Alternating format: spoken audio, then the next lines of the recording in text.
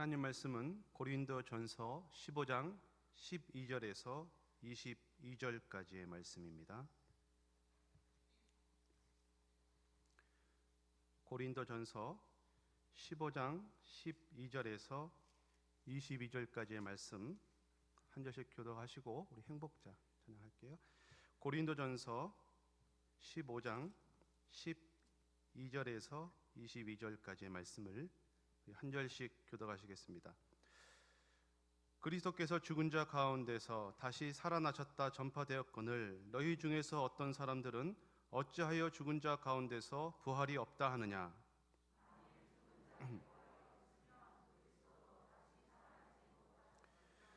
그리스도께서 만일 다시 살아나지 못하셨으면 우리가 전파하는 것도 헛것이요 또 너희 믿음도 헛것이며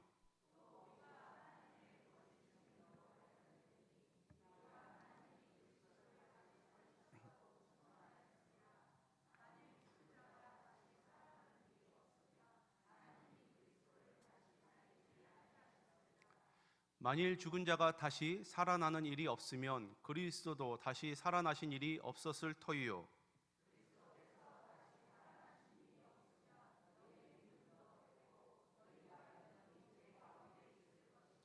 또한 그리스도 안에서 잠자는 자도 망하였으리니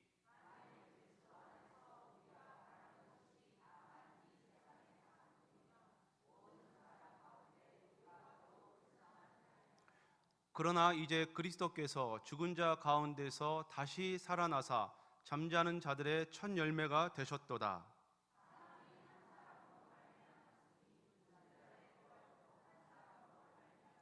같이 합니다. 아담 안에서 모든 사람이 죽은 것 같이 그리스도 안에서 모든 사람이 삶을 얻으리라. 아멘. 할렐루야.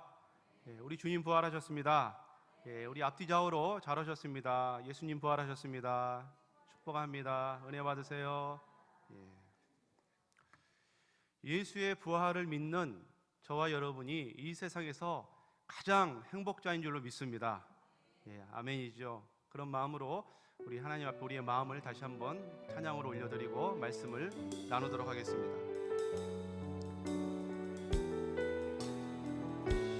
화려하지 않아도 정결하게 사는 삶, 화려하지 않아도 정결하게 사는 삶, 가진 것이 적어도 감사하며 사는 삶, 내게 주신 작은 힘 나눠주며 사는 삶, 이것이 나의 삶의 행복이라오. 한 번 더요. 화려하지 않아도 정결하게 사는 삶, 가진 것이 적어도 감사하며 사는 삶, 내게 주신 작은 힘 나눠주며 사는 삶, 이것이 나의 삶의 행복이라오. 아멘.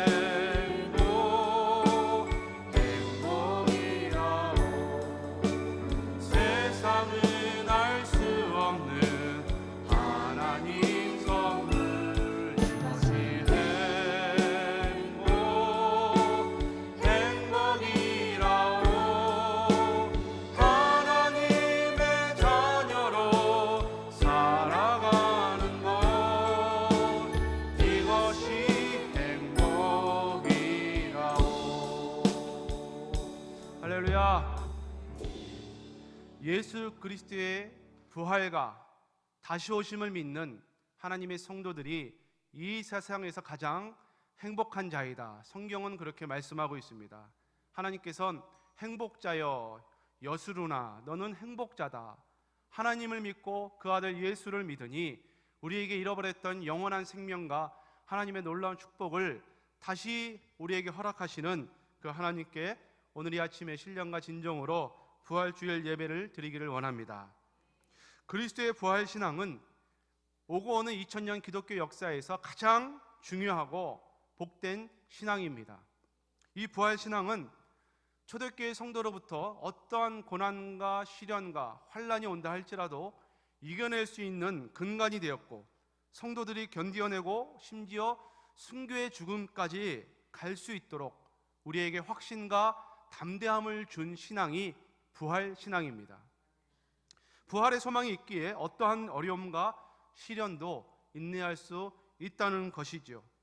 예수의 부활이 역사적 사실임에도 불구하고 많은 사람들이 예수 그리스도의 부활 사실을 현실적으로 받아들이지 않고 또 거부하고 있습니다. 세상은 그렇다 치더라도 예수를 믿는다고 하면서도 우리의 신앙생활이 고작 이 100년도 안 되는 이 현세에 집착하고 이 현실에서 누리는 것이 다인 것처럼 신앙을 하는 잘못된 신앙을 추구하는 자들도 있다는 것입니다. 부활에 대한 확신이 없거나 부활에 대해 의심하거나 아니면 하나님 나라에 대한 소망과 평안과 감사보다는 이 세상에서 잠시 잠깐 살아가는 이 세상의 낙을 더 추구하거나 이 세상의 부유함과 평안함을 더 추구한다면 그것은 부활에 대한 확실한 믿음이, 신앙이 없다는 것을 의미합니다. 오늘 본문 말씀 고린도 전서 15장 말씀이 바로 그러합니다. 고린도 교회는 하나님을 사랑하고 예수님으로부터 받은 많은 선물들, 기프트, 은사가 있는 교회였습니다. 그럼에도 불구하고 부활에 대한 확고한 믿음과 신념이 없었습니다. 고린도 교회는 바울이 2차 전도 여행 때 세운 교회입니다. 지금의 그리스라는 나라에 코린트라는 항구 도시가 있습니다. 코린트, 발음이 비슷하죠. 고린도, 코린트. 지금도 부산처럼 항구 도시로 굉장히 번성하고 번영하고 지중해 연안의 해상 교통과 무역의 중심지인 항구 도시입니다. 부산을 가보신 분들은 알겠지만 저도 부산에 한 4년을 살아보니까 일단 외국인이 많아요. 외국인이 보는 것이 익숙합니다. 그러다 보니까 그들의 마음의 문화가 굉장히 이방인들에 대해서 열려 있어요. 다양한 문화가 있고 다양한 사람들이 오가고 다양한 문화와 문명이 공존하고 있습니다. 고린도 교회도 고린도 항구도 마찬가지였어요. 많은 사람들이 오가고 무역이 성행하고 그러다 보니까 재원이 많아지고 재정이 많아지니까 살림살이가 넉넉한 도시였습니다. 그러다 보니까 우상 숭배가 많았고 돈이 많다 보니까 쾌락을 추구하는 음탕한 도시가 바로 고린도 도시였습니다. 이러한 고린도에서 바울은 그 가운데도 신실한 하나님의 성도 브리스길라와 아굴라 부부를 만나서 같은 천막을 만드는 업을 가지고 낮에는 천막을 만들어서 시장에 내다 팔고 그 얻은 수입으로 주의 복음을 봉사하는 자비량하는 선교사의 사명을 잘 감당하는 것이 고린도 교회였고 브리스길라와 아굴라 성도였습니다. 그 결과 많은 사람들이 예수를 믿고 바울과 브리스길라와 아굴라의 열정적이고 헌신적인 복음 전도 사업으로 인해서 고린도 교회는 많은 부흥과 열매를 맺었습니다. 많은 은사를 그들이 받았습니다. 근데 아이러니하게 역설적으로 이 고린도 교회의 많은 은사들 때문에 오히려 그들이 싸우고 다툼이 일어났어요. 은사는 하나님이 그리스도의 몸된 교회를 세우라고 주신 선물입니다. 근데 그 선물을 가지고 오히려 그리스도의 몸이 나누어지게 하고 찢기게 하고 상처를 입게 하더라는 것입니다. 저는 고린도 교회를 보면서 잠언에 있는 말씀이 생각이 났습니다. 여간 채소를 먹으면서 비나게 사는 것이 육선이 가득하고 집안에 고기와 이게 넘쳐나고 다투며 싸우며 사는 것보다 채소를 먹고 비나게 사는 것이 더 복되다. 할렐루야. 고린도 교회는 모든 것이 풍성했습니다. 문화, 문명, 재원, 재정, 사람, 인력, 은사 다 넘쳐났어요. 한 가지가 부족했습니다. 그리스도의 사랑과 부활에 대한 확신이 없었어요. 그리스도에 대한 사랑이 없으니 당연히 형제에 대한 사랑도 없었다는 것입니다. 그래서 바울이 고린도전서 13장에 이런 말씀을 해요. 우리 한번 같이 읽겠습니다. 그런즉 믿음, 소망, 사랑 이 세 가지는 항상 있을 것인데 그 중에 제일은 사랑이라. 예. 아멘. 믿음, 소망, 사랑 많은 은사들이 있었는데 그 중에 제일은 사랑이라는 것입니다. 이런 고린도 교회는 이 그리스도에 대한 이런 사랑이 부족했을 뿐만 아니라 더 근본적인 것은 그들에게 하나님 나라에 대한, 내세에 대한, 천국에 대한 소망이, 부활에 대한 소망이 전혀 없었다는 거예요. 그것이 오늘 본문 말씀 12절에 있는 말씀입니다. 오늘 고린도전서 15장 12절 말씀 한번 같이 읽겠습니다. 그리스도께서 죽은 자 가운데서 다시 살아나셨다 전파되었거늘 너희 중에 어떤 사람들은 어찌하여 죽은 자 가운데서 부활이 없다 하느냐. 예. 왜 부활이 없다 할까요? 부활이 없어야 현실의 삶이 부담이 없거든요. 책임을 안 지기 때문에. 이 세상의 삶이 다인 것처럼 살아가야지 하나님에 대한 부담이 없고 믿음에 대한 부담도 없고 큰 멍에를 짊어지지 않은 부담이 없기 때문에 고린도 교회 성도들은 죽은 자에 대한 부활이 없다라고 믿어버린 것입니다. 바울은 그들에게 예수님의 부활은 분명한 사실이고 수많은 증인들이 있다고 선포합니다. 부활하신 예수님은 막달라 마리아와 다른 마리아와 또 예수님을 수종들었던 수많은 여인들과 예수님의 12사도 또 500의 형제들과 또 만삭되지 못한 나중에 예수 그리스도인들을 핍박했던 사도 바울에게까지 나타내 보이셨다고 바울이 친히 증명을 합니다. 그럼에도 불구하고 고린도 교회 성도들은 부활이 없다.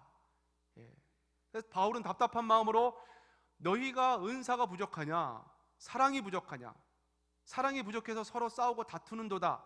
그럼에도 불구하고 그것까지는 좋은데 어떻게 예수 그리스도의 부활까지 없다고 치부해 버릴 수가 있느냐 하면서 탄식하는 말로, 견책하고 경고하는 말로 오늘 고린도전서 말씀을 바울이 말씀하고 있는 것입니다. 그러므로 이 부활의 의미가 오늘 본문 말씀에서 우리가 찾을 수 있는 것은 부활은 거짓도 아니요, 수많은 목격자가 없는 것도 아니요, 수많은 제자들이 목격한 사실이기 때문에 부활은 절대 헛될 수가 없는 줄로 믿습니다. 헛되다. 이 국어 사전의 의미는 헛되다의 의미가 무엇이냐? 아무 보람이나 뜻이 없다. 그래서 허무하다 할 때 허에다가 시옷 받침이 들어가서 헛되다. 아무 보람이나 뜻이 없다. 그래서 허는 속이 비어 있음을 말합니다. 그래서 사람이 허하다. 아무개는 실속이 없어. 그런 말을 하죠. 실속에 반대되는 의미가 허입니다. 허. 아무것도 비어 있고 정돈된 것도 없고 보람된 것도 없고 뜻이 없다. 그러니까 예수 그리스도의 부활을 믿지 않는다면 우리의 모든 삶이 헛되다고 바울은 논하고 있는 것이죠. 정말 그럴까요? 그렇지 않습니다. 예수 그리스도의 부활은 확실하기 때문에 우리 성도의 삶은 헛되지 않고 실속이 있고 가장 보람되고 우리가 행복자인 줄로 믿는 것입니다. 예수 그리스도를 믿는 믿음이 가장 실속이 있고 가장 실상이라는 것이죠. 믿음은 그래서 바라는 것들의 실상이고 보지 못하는 것들의 증거라고 히브리서 기자가 말씀하고 있는 것입니다. 반대로 예수 그리스도가 없는 모든 것들, 이 세상의 물질 세계와 정신 세계와 가치 세계를 지배하고 있는 모든 구조는 다 허입니다. 있는 것 같고 잡히는 것 같고 보이는 것 같지만 예수 그리스도가 없음으로 말미암아 궁극적으로 부활 신앙이 없는 그들에게는 모든 것이 다 헛된 거예요. 빌립보서 3장 7절 말씀, 바울은 이렇게 고백합니다. 같이 읽습니다. 그러나 무엇이든지 내게 유익하던 것을 내가 그리스도를 위하여 다 해로 여길 뿐더러 또한 모든 것을 해로 여김은 아는 지식이 가장 고상하기 때문이라. 내가 그를 위하여 모든 것을 잃어버리고 배설물로 여김은 그리스도를 얻고. 아멘. 바울은 예수 그리스도를 핍박하다가 부활하신 예수님을 다메섹 도상에서 체험하고 난 이후에 모든 가치와 철학과 실존세계를 정확히 꿰뚫고 알아버렸습니다. 그것은 바울이 지금까지 추구했던 이 세상의 모든 가말리엘 문화생의 그 학문, 바리새파의 그 율법의 엄격한 율법의 모든 조항들, 이러한 것들보다 예수 그리스도를 아는 지식이 가장 고상하다는 것을 발견한 것입니다. 할렐루야. 저는 이런 은혜가, 축복이 저와 여러분에게도 있기를 축복합니다. 이미 우리 안에는 예수 그리스도가 있습니다. 그러므로 우리에게는 다른 은혜가 필요 없고 다른 부족함이 없는 줄로 믿습니다. 그래서 바울은 예수 그리스도를 아는 지식이 가장 고상하기 때문에 다른 것들은 필요 없다 할 정도가 아니라 오히려 뭐로 여깁니까? 해로 여겨져요. 그래서 예수를 믿는 성도들은 이 세상을 바라볼 때 이 세상의 모든 물질 세계가 보이는 모든 것들은 다 해로 여겨져야 됩니다. 왜요? 우리에겐 천국에 대한, 내세에 대한 소망이 있기 때문에 이것은 다 가짜구나, 사람들이 여기에 다 속아서 예수를 바라보지 못하는구나, 이거 악한 거네, 이렇게 영적으로 바라볼 수 있는 눈이 있기를 주님의 이름으로 축복합니다. 아브라함의 조카 롯이, 그 종들이 다투어서 롯이 택한 땅이 소돔과 고모라였습니다. 히브리서 기자는 롯이 그 소돔과 고모라에 살 때에 그들의 악한 모습을 보면서 롯이 탄식했다 그럽니다. 탄식했다 그래요. 왜? 하나님을 알아보지 못하기 때문에. 성도는 이 세상에서 예수 그리스도의 부활과 죽으심과 부활과 십자가를 바라보지 못하는 세상을 바라보면서 탄식과 고통이, 해함이 토로에서 나와야 됩니다. 그러할 때 진정한 우리 안에 있는 천국에 대한 확신과 소망을 붙잡을 줄로 믿는 것입니다. 그래서 하나님의 성도들은 이 세상의 모든 것들이 더 극단적으로 나아가면 헛된 걸로 보여야 돼요. 허무한 것으로 보여야 됩니다. 예수 그리스도를 발견하면 하나님께서 주신 모든 것이 선함에 감사함으로 기도함으로 받으면 버릴 것이 없고, 주신 모든 것들을 통해서 부활의 예수님을 증거하는데 선하게 사용되는 줄로 믿습니다. 근데 그 예수 그리스도의 십자가의 부활까지 연결이 되지 않는 모든 것들은 다 헛되고 헛되미 헛되고 헛되니 다 헛된 거예요. 전도서 1장 2절 말씀을 같이 읽겠습니다. 1장 2절, 12절, 13절 말씀, 14절 말씀까지 같이 읽습니다. 전도자가 이르되 헛되고 헛되며 헛되고 헛되니 모든 것이 헛되도다. 나 전도자는 예루살렘에서 이스라엘 왕이 되어 마음을 다하며 지혜를 써서 하늘 아래에서 행하는 모든 일을 연구하며 살핀즉 이는 괴로운 것이니 하나님이 인생들에게 주사 수고하게 하신 것이라. 내가 해 아래에서 행하는 모든 일을 보았노라. 보라, 헛되어 바람을 잡으려는 것이로다. 아멘. 솔로몬이 오고 오는 세대에 솔로몬처럼 하나님의 지혜를 받은 왕이 없죠. 전무후무한 하나님의 지혜를 받은 왕이 되었습니다. 그래서 교회를 안 다니는 사람도 솔로몬 그러면 지혜의 왕 다 알 정도로 하나님이 엄청난 지혜를 주셨어요. 그래서 하나님은 그 놀라운 이 솔로몬은 지혜를 가지고 수많은 논문과 책과 이 세상의 모든 일을 연구하고 살폈다 그랬습니다. 그리고 마음을 다하여 지혜를 써서 하늘 아래에서 인간들이 행하는 모든 일들을 연구하며 살폈어요. 솔로몬은 그것이 가능했습니다. 왜냐하면 천재였기 때문에, 하나님이 그만한 지혜를 주셨기 때문에.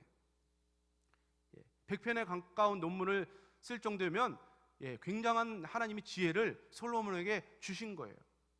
이 세상의 모든 것들을 책으로 쓰고 논했던 이 솔로몬이 결론을 내린 게 무엇이냐면, 내가 해 아래에서 행하는 모든 일을 보았는데 모든 사람들이 행하는 것들이 다 헛되어 바람을 잡으려 하는 것 같다. 할렐루야. 이것이 믿음의 성도들이 이 세상을 바라보는 영적인 식견입니다. 인사이트예요. 통찰력입니다. 이 세상을 바라볼 때 하나님을 떠난, 예수 그리스도의 부활의 십자가를 떠난 모든 것들은 다 헛되어 바람을 잡는 것이구나. 하나님, 그러니 나를 도와주십시오. 내가 이 세상에서 먹고 마시고 쓰는 모든 것들을 통해서 부활의 주님을 증거하는 데 선용되어 수 있도록 나를 사용하여 주옵소서. 그렇게 주님 앞에 우리의 전인격을 내어놓을 수 있기를 주님의 이름으로 축복합니다.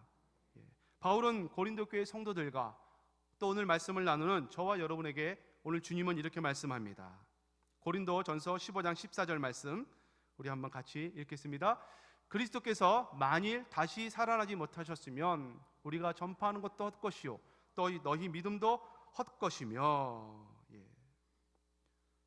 또한 그리스도 안에서 잠자는 자도 망하였으리니. 18절에 보시면 19절에 만일 그리스도 안에서 우리의 바라는 것이 다만 이 세상의 삶뿐이면 모든 사람 가운데 우리가 더욱 불쌍한 자이리라.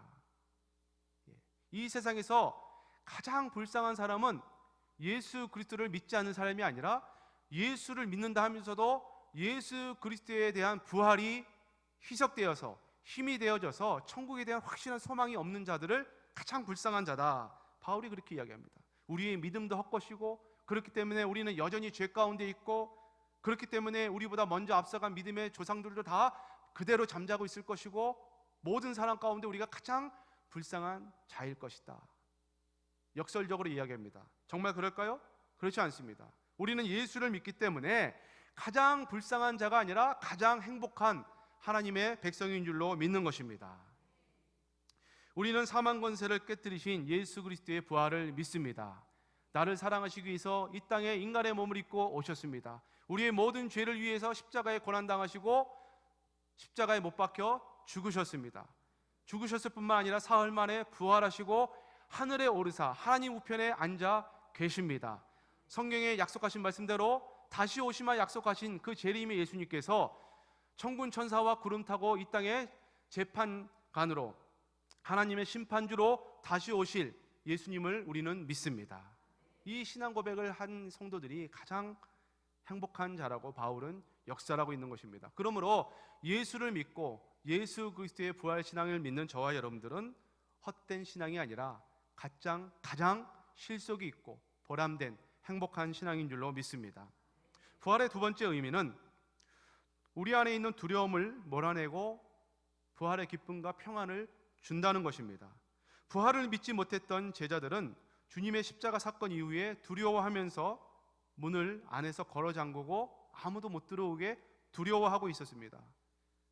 그 가운데 예수님께서는 그 두려워하고 있는 제자들에게 가운데 갑자기 나타나셨어요. 문을 열고 들어오신 것이 아니라 가운데 변화된 모습으로 들어오셔서 그 두려워 떨고 있는 제자들에게 너희에게 평강이 있을지어다 말씀합니다. 요한복음 20장 19절 말씀 같이 읽겠습니다.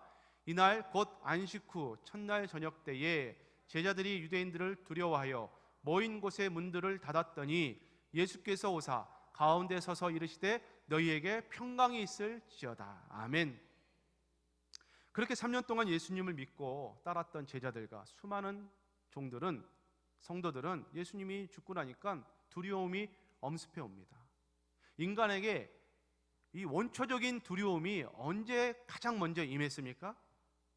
창세기 3장에 하나님 말씀에 불순종한 아담이 하나님이 아담아 네가 어디 있느냐 했을 때 아담이 내가 벗었으므로 부끄러워 두려워하여 숨었나이다.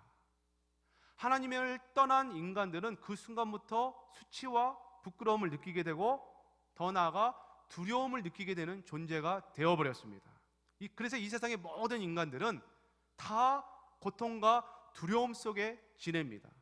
특별히 예수님이 죽으셨다는 이 놀라운 소식 앞에 제자들은 그 주님이 죽으심과 부활하심을 믿지 못했기 때문에 그 원초적인 두려움과 떨림 속에 안주하고 있었다는 것이죠. 근데 예수님은 그 가운데 이 제자들을 내버려 두지 않고 문을 열고 들어오지 않고 벽을 통과해서 그들 가운데 오사 가운데 서서 너희에게 샬롬 평강이 있을지어다. 할렐루야. 염려 많고 근심 많고 코로나 팬데믹 사태 이후로 모든 분들이 힘든 이 상황 가운데 두려움 가운데 하나님의 평강이 우리와 저와 여러분의 가정과 우리의 심령을 지켜주시기를 축복합니다. 그렇습니다. 우리 안에 있는 이 두려움을 몰아낼 수 있는 유일한 신앙은 예수를 믿는 부활 신앙이요 십자가 신앙인 줄로 믿습니다. 예수 그리스도가 길이요 진리요 생명이에요.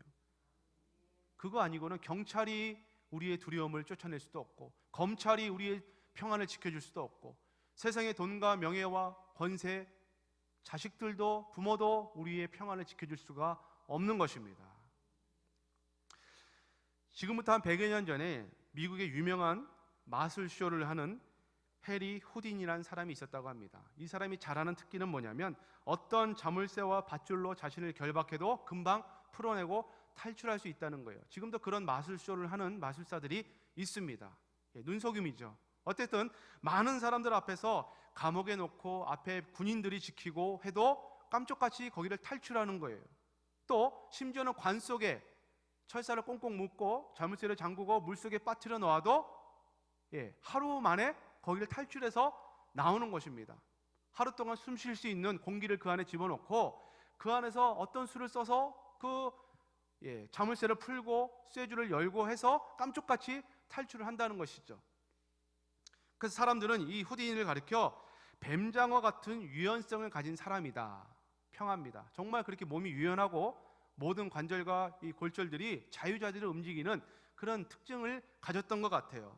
그러던 그가 1926년, 지금부터 100년 됐죠, 죽음을 맞이합니다. 이때 이 사람이 죽음을 맞이하면서 아내에게 이런 말을 합니다. 만약 죽음에서 빠져나오는 길이 조금이라도 보이면 나는 반드시 빠져나올 것이요, 내가 빠져나오면 반드시 당신을 찾을 것인데 내가 죽은 지 1년 후에 당신 앞에 나타나리이다, 이렇게 호언장담을 했다고 합니다. 1926년에 죽었어요. 1936년에 나타났을까요? 100년이 지난 지금도 안 나타났습니다. 그리고 그 안에도 죽었습니다. 죽음에서 빠져나오는 것은 세상의 기술과 트릭과 마술과 호언장담이 아니라 예수 그리스도의 부활 신앙을 믿는 믿음밖에 없다는 것을 우리는 잘 알 수가 있습니다. 페리라는 목사님은 예수 그리스도의 부활의 모습에 대해서 이런 예화를 말했습니다. 한 마리의 큰 뱀이, 바닷속에 괴물이 있는데, 이 큰 뱀이 있는데 이 바닷속을 헤엄치면서 많은 물고기들 다 잡아먹는다는 것이죠. 지금도 잡아먹죠. 대왕고래 같은 경우는 크릴 새우를 수십만 마리를 입으로 그냥 물과 함께 흡입해서 물은 다 내뱉고 그 조그만 크릴 새우를 먹는다 그러잖아요. 이 큰 뱀이 모든 조그만 물고기를 다 집어삼킵니다. 그러다가 날카로운 지느러미를 가진 큰 물고기까지 삼켜버립니다. 이 날카로운 지느러미를 가진 큰 물고기가 이 뱀의 물속에서 보니까 너무 답답하고 캄캄한 거예요. 그래서 안 되겠다, 여기를 나가야겠다 해서 그 날카로운 지느러미로 그 큰 뱀의 배를 가르고 탈출합니다. 그러니까 이 날카로운 지느러미를 가진 물고기가 탈출하니까 그 뒤를 따라서 조그만 물고기들도 다 따라 나오더라는 거예요. 이런 예화를 듭니다. 이 바닥 사는 큰 뱀은 뭘 얘기할까요? 죽음이라는 괴물을 얘기합니다. 이 죽음이라는 괴물이 온 세상을 휘젓고 다니면서 모든 인류를 집어삼켜요.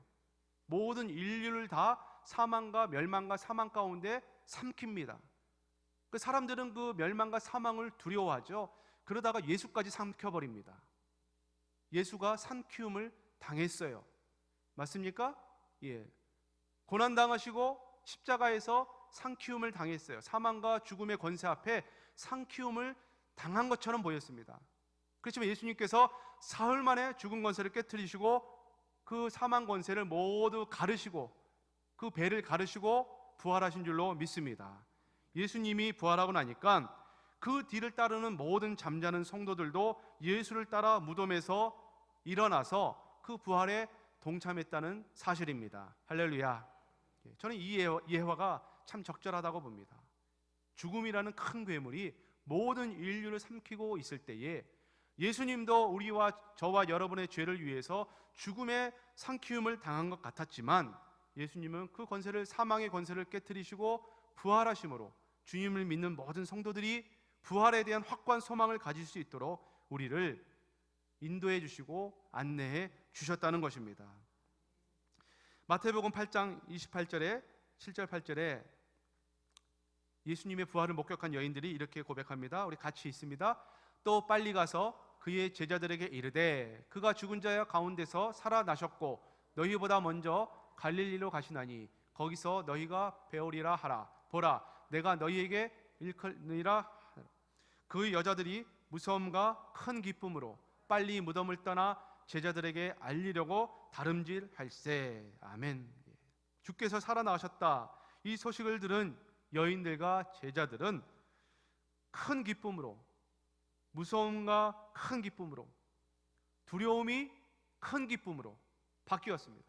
그리고 다름질해서 부활하신 주님을 전하는데 앞장섰다는 것이죠. 이 두 여인의 경험한 큰 기쁨은 바로 부활의 기쁨인 것입니다. 주님을 누구보다 극진히 사랑했고 마지막 숨을 거두는 순간까지 옆에 있었습니다. 그러니 그 얼마나 절망과 낙담이 크겠습니까? 많은 사람들이 가장 큰 스트레스를 조사해 봤더니, 물론 말할 것도 없이 죽음이죠. 근데 가장 큰 스트레스가 죽음도 죽음인데 바로 배우자의 죽음이라고 합니다. 가장 사랑하는 사람의 죽음. 그러니까 신랑 되시는, 영적인 신랑 되시는 예수 그리스도의 죽음을 목도한 이 여인들은 얼마나 그 상실과 절망감이 컸겠습니까? 두려움에 있었죠. 근데 예수님이 부활하셔서 그들에게 부활의 형상으로 나타나셨을 때 그 두려움이 변하여 오히려 큰 기쁨이 되고 모든 사람에겐 전하지 않고 견딜 수 없는 부활의 증인으로 세움을 받았다는 것입니다. 그러므로 부활의 큰 기쁨은 우리의 잃어버렸던 것, 상실했던 것, 무엇입니까? 영원한 생명. 우리가 잃어버렸던 영원한 생명을 다시 찾을 수 있다는 이 영적인 통찰력을 발견했을 때 우리는 다시금 기뻐하고 감사하고 평안할 수가 있는 것입니다. 이 부활신앙은 그래서 우리의 슬픔과 두려움과 염려를 큰 기쁨으로 바꿔줄 수 있는 유일한 길인 것을 꼭 믿을 수 있기를 주님의 이름으로 축복합니다. 두려움을 평안으로 바꾸는 힘, 그것은 두려움밖에 없다는 것입니다.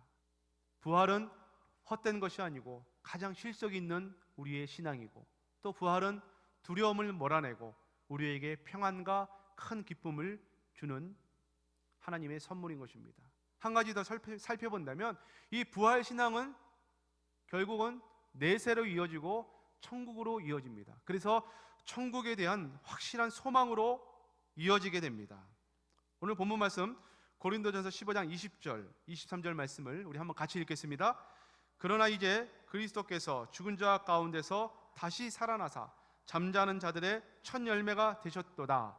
사망이 한 사람으로 말미암았으니 죽은 자의 부활도 한 사람으로 말미암는도다.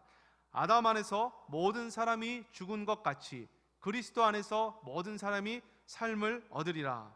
그러나 각각 자기 차례대로 되리니 먼저는 첫 열매인 그리스도요, 다음에는 그가 강림하실 때에 그리스도에게 속한 자요. 아멘. 우리 예수님은 분명히 말씀합니다. 주님은 잠자는 자들의 첫 열매가 난데 한 사람이, 사망이 한 사람으로 온 것 같이, 누굽니까? 아담이죠. 그래서 아담의 모든 후손들은, 인류의 모든 아담의 군상들은, 집합체는 다 죽임을 당하는 것이죠. 한 번 죽는 것은 사람에게 정하신 것이요, 그 후에는 심판이 있다 그러잖아요. 마찬가지로 아담 안에서 모든 인류가 죽었듯이 둘째 아담 예수 그리스도를 통해서 모든 인류가 다, 성도가 살아난다는 것인데 순서가 있습니다. 첫 열매는 그리스도요, 그 다음엔 그리스도를 따르는 저와 여러분인 줄로 믿습니다. 이것이 분명한 부활에 대한 확신이 없었던 고린도 교회 성도들에게 바울이 강조했던 말씀이었어요. 51장 51절 52절 말씀 또 같이 읽습니다. 시작. 보라, 내가 너희에게 비밀을 말하노니 우리가 다 잠잘 것이 아니요 마지막 나팔의 순식간에 호련히 다 변화되리니 나팔 소리가 나매 죽은 자들이 썩지 아니할 것으로 다시 살아나고 우리도 변화되리라. 아멘. 부활은 천국 소망의 확실한 증거입니다. 하나님을 떠난 아담의 모든 후손들은 불안과 염려와 근심과 두려움 속에 빠져 있어요. 그 본질상 원죄가 있고 진노의 자녀였던 우리도 그러한 아담의 DNA가 있습니다. 그래서 우리도 여전히 두렵고 근심이 있어요. 부인할 수 없는 사실입니다. 그래서 예수님은 끊임없이 제자들을 향해서 하나님을 믿으니 또 제발 나를 믿어라. 그러니 근심하지 말고 두려워하지 말라. 거듭거듭 말씀하고 있는 줄로 믿습니다. 부활신앙을 통해서 내세에 대한, 천국에 대한 소망을 붙잡을 때에 죽음도 두렵지 않을 줄로 믿습니다. 진짜 그 좋은 천국이 이제 내가 며칠 후면 이 죽음이라는 관문을 통과하고 들어가게 될, 하나님의 영원한 생명에 들어가게 될 그 시온의 대로가 열려지는 길임을 확신한다면 우리가 마냥 앉아서 슬퍼하고 우울해할 수는 없는 것이에요. 항상 기뻐하고 천국에 대한 확실한 소망이 있다면 마음속에 있는 모든 염려와 근심이 떠나갈 줄로 믿습니다. 오늘 요한복음 14장 말씀이 저와 여러분에게 위로와 확신이 되시기를 주님의 이름으로 축복합니다. 우리 같이 읽습니다. 요한복음 14장 1절입니다. 너희는 마음에 근심하지 말라. 하나님을 믿으니 또 나를 믿으라. 내 아버지 집에 거할 것이 많도다. 그렇지 않으면 너희에게 일렀으리라. 내가 너희를 위하여 거처를 예비하러 가노니 가서 너희를 위하여 거처를 예비하면 내가 다시 와서 너희를 내게로 영접하여 나 있는 곳에 너희도 있게 하리라. 아멘. 할렐루야. 두려워 떨고 있는 제자들에게 마음에 근심하지 말라 그럽니다. 저는 이 말씀이 부활 신앙을 붙잡고 있는 저와 여러분의 소망의 말씀이 되시기를 주님의 이름으로 축복합니다. 우리 마음속에 있는 모든 염려와 근심과 후회와 한탄과 실수와 상처와 모든 아픔들이, 천국에는 아픔도 없고 눈물도 없고 고통도 없고 어둠도 없고 햇빛도 필요 없고 달빛도 필요 없고 하나님의 영광 자체가 본체에서 나오는 그 영광 속에서 우리가 영원에서 영원토록 살아가는 천국인 줄로 믿습니다. 이 천국에 대한 소망은 이미 우리에게 주셨어요. 천국은 볼 수 있게 임하는 것이 아니라 그랬습니다. 여기 있다 저기 있다고도 못했다 그랬죠. 어디에 있습니까? 이미 우리 마음에 있는 줄로 믿습니다. 그래서 이 부활 신앙이 천국 신앙과 내세 신앙으로 연결되어지고, 이 천국 신앙이 이미 우리에게 주어진 우리 마음속에 있는 심령이 천국이 되어지고, 또 우리의 육신의 장막을 벗은 그 날, 며칠 후, 몇 년 후, 몇십 년 후에 그 하나님 나라에 갈 때에 영원한 안식처에 이를 줄로 믿습니다. 그래서 우리는 항상 기뻐하고 범사에 감사할 수가 있는 거예요. 특별히 코로나 사태로 인해서 많은 사람들이 힘들어합니다. OECD 국가 대한민국이 많은 사람들이, 국민들이 자살을 선택합니다. 하루에도 수십 명이 힘들다고, 소망이 없다고 절망합니다. 예수가 없으면 소망이 있어요? 없어요. 예수가 없으면 세상의 모든 것을 다 취해도 소망이 없어요. 그걸로 안 채워집니다. 안 채워져요. 너무 잘 알잖아요. 우리가 신문지상을 통해서 세상에 돌아가는 이치를 통해서도 예수가 없는 이 세상의 사람들이 겉은 화려하고 보암직도 하고 먹음직도 하고 탐스럽기도 하지만 예수가 없으면 그것은 다 허황되고 헛되고 안식이 없는 거예요. 반대로 예수가 있고 이 세상의 모든 것들이 없어요. 광야에 생수가 없고 만나와 메추라기가 없어요. 왜 하나님이 나를 이 광야 속에 집어넣어서 여기서 죽여 죽게 하는 거, 원망과 불평이 나올 수도 있습니다. 근데 하나님을 붙들었어요. 나사로처럼 예수를 붙잡은 인생이에요. 그 인생은 절망이 아니라 소망을 붙잡은 인생인 줄로 믿습니다. 이것은 절대 진리예요. 제 말씀이 아니라 성경에 예수님께서 하나님을 믿으니 나를 믿으라. 너희는 마음에 근심하지 말라. 우리에게 천국에 대한 소망과 부활에 대한 소망을 주셨기 때문에 우리는 이 말씀을 선포할 때 믿음대로 그 말씀이 응답되어질 줄로 믿습니다. 새벽기도 나올 때도 그러고요. 항상 아침에 일어나면 거울을 보고 한번 웃으세요. 웃을 일이 없는 이 세상이라 할지라도 항상 기뻐하라 했으니까 거울을 보면서 한번 웃으면서 항상 기뻐해, 범사에 감사해, 이렇게 한번 선포하고 명령하십시오. 아침에 씻지도 않은 얼굴에 머리는 막 부시시 해가지고 주름이 깊어진 그 얼굴에 볼품없는 얼굴이지만 항상 기뻐하고 스스로 웃어볼 때에 하나님의 성령의 말씀에 순종할 때에 그런 부활신앙, 내세신앙이 저와 여러분에게 임할 줄로 믿습니다. 말씀을 정리하겠습니다. 부활이란 신앙은 높은 망대 위에서 세상을 바라보는 것과 같다, 그런 말을 합니다. 높은 망대 위에, 탑 위에 올라가면 세상이 환하게 잘 보입니다. 부활신앙이란 그렇게 높은 망대 위에 올라가서 이 세상을 보기 때문에 이 세상에서 일어나고 있는 크고 작은 일들, 우리가 말하는 큰 놀라운 일들, 무서운 일들이 사실 그렇게 놀랍거나 두려운 일이 아니다라는 거예요. 왜? 위에서 멀리서 내려다보기 때문에.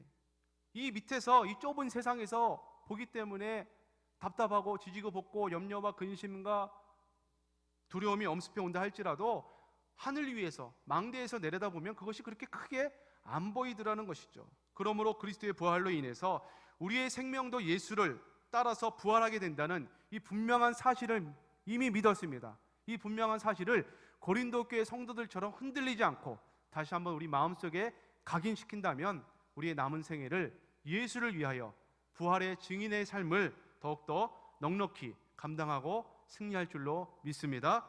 이러한 은혜가 저와 여러분의 있기를 주님의 이름으로 축복합니다. 기도합니다. 하나님 감사합니다. 부활주의를 맞이해서 부활이 주는 의미를 우리가 살펴보았습니다. 부활의 신앙은 결코 헛된 것이 될 수 없기에 가장 실속이 있고 하나님께 가장 우리가 이 세상을 살아가면서 가장 의미 있는 축복된 신앙인 줄로 저희가 믿습니다. 이 부활은 우리 안에 있는 모든 두려움을 몰아내고 기쁨과 평안을 가져다 주는 하나님의 선물인 것을 또한 저희가 믿습니다. 그 기쁨과 평안을 가지고 이 부활 신앙으로 천국 소망을 붙들고 더욱더 확고히 할 수 있는 중육의 모든 가족들 되게 하여 주옵소서. 믿사오며 예수님의 이름으로 기도하옵나이다. 아멘.